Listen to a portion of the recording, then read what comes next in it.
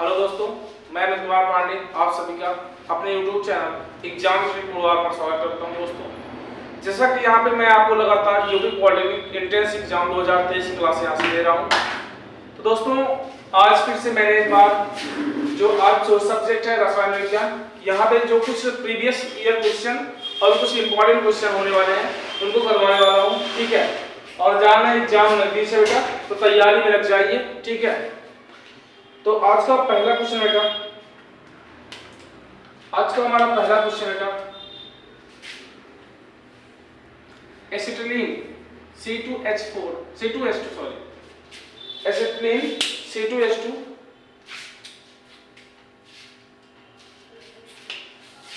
में कितने सिग्मा तथा पाई बॉन्ड होंगे? कितने सिग्मा तथा पाई बॉन्ड होंगे? ठीक है, तो इसमें पूछ रखा है कि C2H2 में कितने सिग्मा और पाई बॉन्ड होंगे। ठीक है, बहुत ही इंपॉर्टेंट क्वेश्चन है, आप देख सकते हैं भाई। इसका हम ओपन चेन बना लेते हैं, C2H2 का ओपन चेन बना लेते हैं भाई। क्या करेंगे, कितने कार्बन है? 2 कार्बन है, तो आप सिंगल बॉन्ड से कार्बन को जोड़ दीजिए। ठीक है, उसमें हाइड्रोजन कितना है? इसमें 2 हाइड्रोजन है, एक हाइड्रोजन इधर जोड़ दीजिए, एक हाइड्रोजन इधर जोड़ दीजिए। क्या बेटा ये हमारी पूरी श्रृंखला यही होगी? तो बिल्कुल नहीं। क्यों? क्योंकि यहाँ पे कार्बन की संयोजकता पूरी नहीं है। कार्बन की संयोजकता कितनी होती है? 4 होती है। ठीक है, कार्बन की संयोजकता कितनी होती है? 4। अभी है कितना? 1 2। क्यों? क्योंकि एक बॉन्ड एक संयोजकता दिखाता है, सिंगल बॉन्ड होता है एक संयोजकता दिखाता है। ठीक,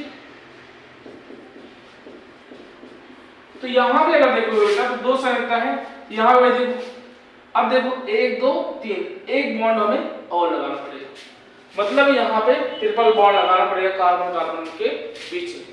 तो ये क्या बन गया? एसिटिलीन। अब पूछ रहा है कि एसिटिलीन में कितना सिग्मा बॉन्ड है और कितने पाई बॉन्ड है। तो जैसे कि मैंने बताया बेटा कि सिग्मा सिंगल बॉन्ड को सिग्मा बॉन्ड कहते हैं, सिंगल बॉन्ड को क्या कहते हैं भाई? Sigma bond. और डबल बॉन्ड जहां पे होता है उसको क्या बोलते हैं? पाई बॉन्ड होता है। जहां पे डबल बॉन्ड होता है उसको क्या कहते हैं बेटा? पाई बॉन्ड होता है। ठीक है, तो यहां पे देखिए भाई, एक सिग्मा यहां पे आपको मिल जाएगा। ठीक है, एक सिग्मा यहां पे हो जाएगा, तो आपको 2 सिग्मा मिले बेटा। और ट्रिपल बॉन्ड में हमेशा याद रखना एक बात, ट्रिपल बॉन्ड में एक सिग्मा होता है और 2 पाई होता है।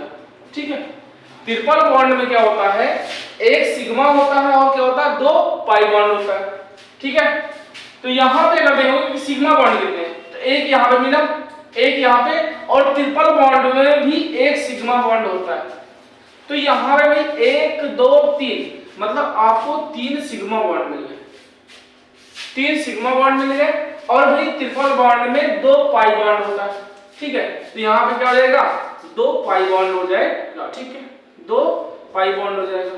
तो हमारा आंसर क्या होगा? 3 सिग्मा और 2 पाई। ठीक है, आगे चलते हैं।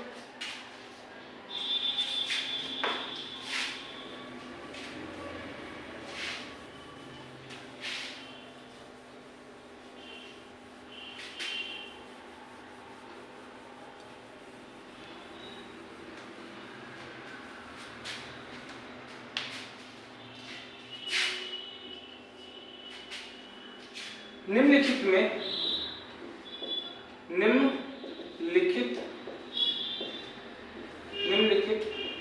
यौगिकों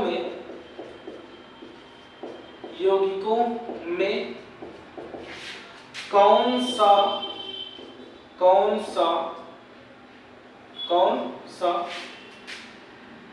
असंतृप्त यौगिक है? असंतृप्त यौगिक है।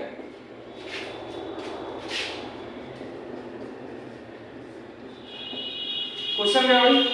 क्वेश्चन क्या है? निम्नलिखित यौगिकों में कौन सा असंतृप्त यौगिक है? ऑप्शन CH4,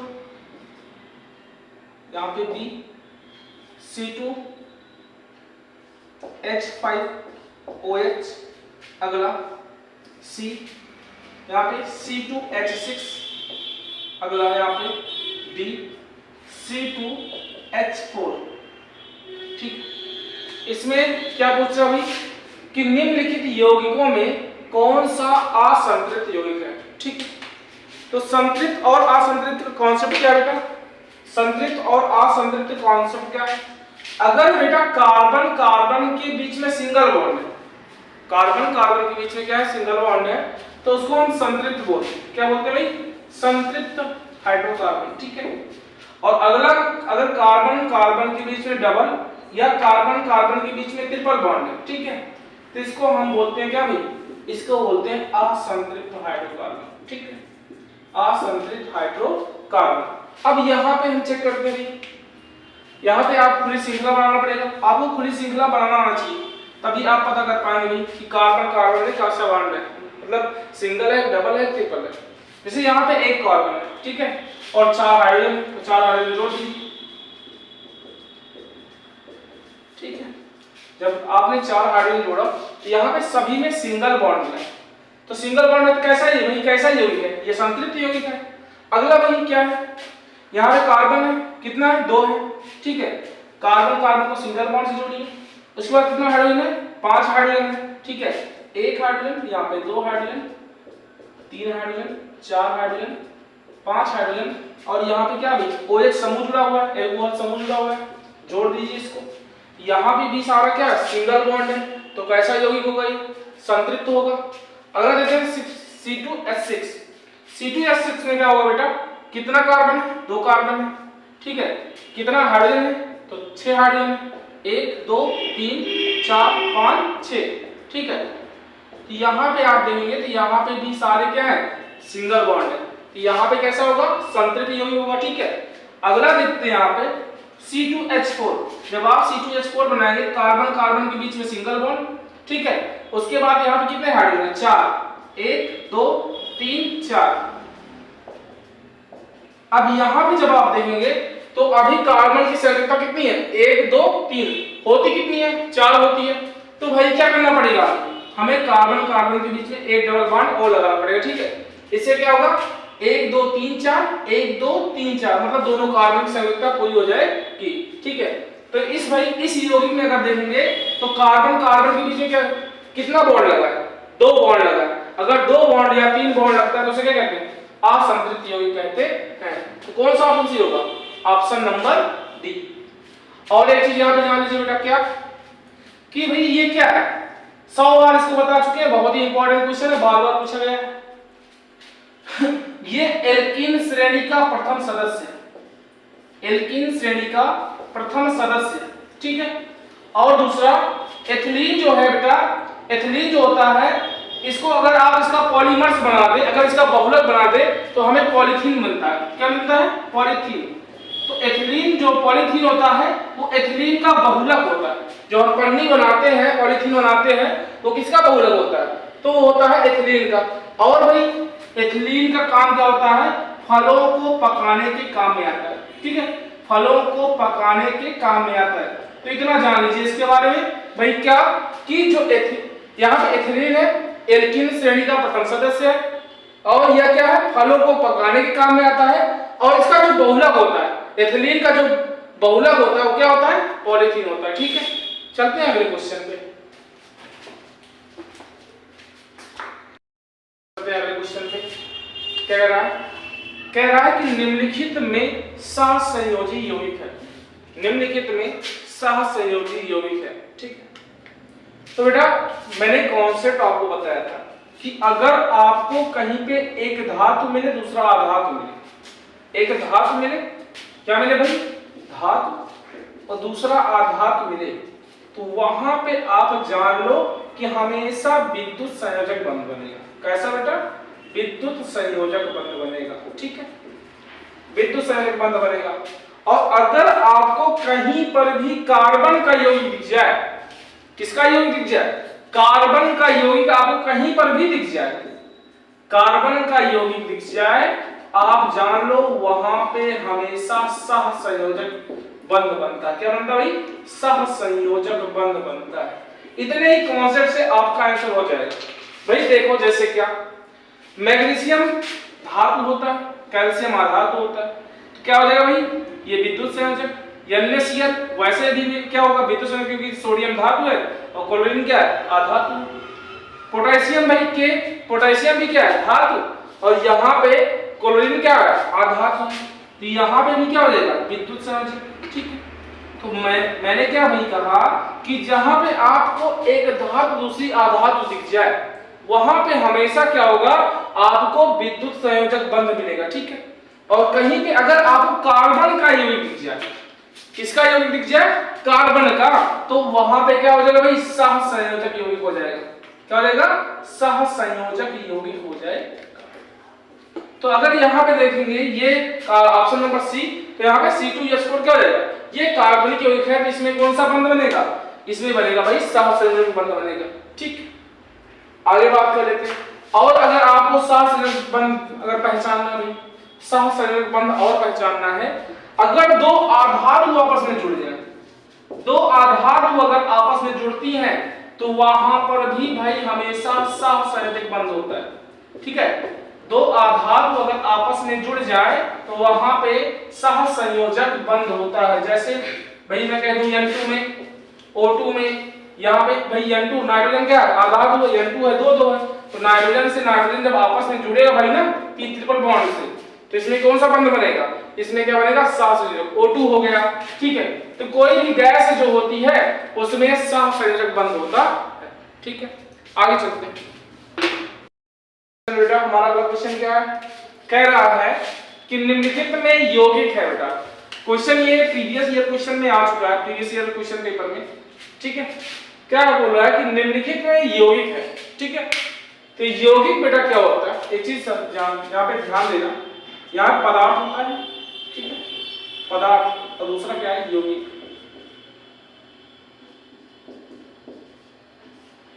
इसमें एक बात समझना कि सभी यौगिक पदार्थ हो सकते हैं, सभी यौगिक पदार्थ होते हैं, लेकिन सभी पदार्थ यौगिक नहीं होते हैं, सभी पदार्थ यौगिक नहीं होते बेटा। ठीक है, ठीक है, सभी यौगिक पदार्थ तो होते हैं लेकिन सभी पदार्थ यौगिक नहीं होते हैं। रीजन क्या, यौगिक का फार्मूला होता है, एक अपना स्पेसिफिक क्या होता है बेटा फार्मूला होता है। यौगिक का क्या होता है एक फार्मूला होता है। जैसे यहाँ पे चीनी, जानते हैं भाई चीनी का जो फार्मूला होता है क्या होता है भाई C12 O11 H22। ठीक है, ये क्या होता है चीनी का फार्मूला होता है। शहद का कोई फार्मूला नहीं होता है, दूध का कोई फार्मूला नहीं होता, साबुन का फार्मूला होता है। साबुन क्या होता है भाई, साबुन उच्च वसीय यौगिक को उच्च वसीय यौगिक में क्या बना मिला दे भाई कास्टिक सोडा मिला दे। कास्टिक सोडा मिला दे तो यहाँ पे क्या होता है साबुन बनता है। तो साबुन का दो भाई या तो क्या होता है स्टीयरेट होता है, या तो सोडियम कार्बोनेट होता है, या तो सोडियम स्टीयरेट होता है। क्या भाई यहाँ पे होगा C15H31 COO Na। ठीक है, और अगला यहाँ पे C17H35 COO Na। ठीक है, दो प्रकार के साबुन होते हैं, या तो क्या होता है भाई, या तो इसको बोलते हैं पामिटेट और इसको बोलते हैं स्टीयरेट। अगर C15 होता है इसको बोलते हैं पामिटेट और इसको बोलते हैं स्टीयरेट। तो भाई साबुन का भी फार्मूला होता है अपना, और यहाँ पे भाई साबुन है और शहद है, शहद का कोई फार्मूला नहीं होता है। यहाँ पे चीनी है और नमक है, तो नमक का भाई क्या होता है NaCl, और यहाँ पे भाई क्या है यहाँ पे चीनी का भी हमने बताया C12H11 H22। तो भाई यहाँ पे क्या होगा दोनों ही क्या है यौगिक है, तो हमारा ऑप्शन नंबर कौन सी मिलेगा, ऑप्शन नंबर डी। ठीक है, अगले क्वेश्चन पे चलते हैं। अगला क्वेश्चन बेटा हमारा CaOCl2 ब्लीचिंग पाउडर। ठीक है, में ऑक्सीजन की ऑक्सीकरण संख्या क्या होगी, में ऑक्सीजन की ऑक्सीकरण संख्या पूछ रहा भाई। तो यहां पे एक बात ध्यान दीजिएगा भाई, क्या कि कैल्शियम का परमाणु क्रमांक कितना होता है भाई, कैल्शियम का परमाणु क्रमांक कितना होता है 20। और दूसरी बात अभी दोनों तरीका होता है भाई, कैल्शियम का परमाणु क्रमांक 20 होता है, तो इसका अगर इलेक्ट्रॉनिक विन्यास करेंगे तो होगा 2,8,2। मतलब ये धातु है और ये अपना इलेक्ट्रॉन त्याग देगी कितना, 2 इलेक्ट्रॉन, तो इसकी +2 क्या हो जाएगी, ऑक्सीकरण संख्या +2 हो जाएगी कैल्शियम की। तो भाई कैल्शियम की क्या हो जाएगी +2, प्लस यहां पे ऑक्सीजन की जो होगी, भाई ऑक्सीजन को हमें निकालना है, ऑक्सीजन क्या मान लेंगे X प्लस, ठीक है, Cl2, मतलब क्लोरीन की ऑक्सीकरण संख्या कितनी होती है भाई, क्लोरीन जो होता है वहां पे अगर आप देखो क्लोरीन का परमाणु क्रमांक 17 होता है, अगर करोगे भाई 2 इलेक्ट्रॉन विन्यास करोगे 2 8 7 होगा, मतलब 1 इलेक्ट्रॉन की आवश्यकता है, इसका जो होगा ऑक्सीकरण संख्या -1 होगी, क्लोरीन की ऑक्सीकरण संख्या क्या होगी भाई -1 होगी। तो यहाँ पे भाई है कितना, यहाँ पे 2 है, क्लोरीन कितना है 2 है, तो यहाँ पे 2 गुणे -1 कर लेंगे बराबर 0 कर देंगे भाई, यहाँ पे +2 है प्लस x है, ठीक है, यहाँ पे 2 एकम 2, यहाँ प्लस माइनस 2 बराबर 0, 2 में से 2 गए 0, x बराबर क्या आ जाएगा भाई 0 आ जाएगा। तो यहाँ पे अगर देखेंगे कि ऑक्सीजन की ऑक्सीकरण संख्या क्या है, तो यहाँ पे क्या आ जाएगी भाई 0 आ जाएगी, तो ऑप्शन जो होगा नन ऑफ दीज होगा, इनमें से कोई नहीं। और बेटा एक चीज और जान लो, एक चीज और जान लो कि यहाँ पे एक चीज और जान लो बेटा कि थोड़ा यहां से समझना बेटा, अगर आप जानते हैं जो आवर्त सारणी है, आवर्त सारणी, तो इसका जो पहला और दूसरा समूह है, पहला और दूसरा समूह, इसकी जो ऑक्सीकरण संख्या है या संयोजकता है इसकी निश्चित होती है, निश्चित होती है भाई।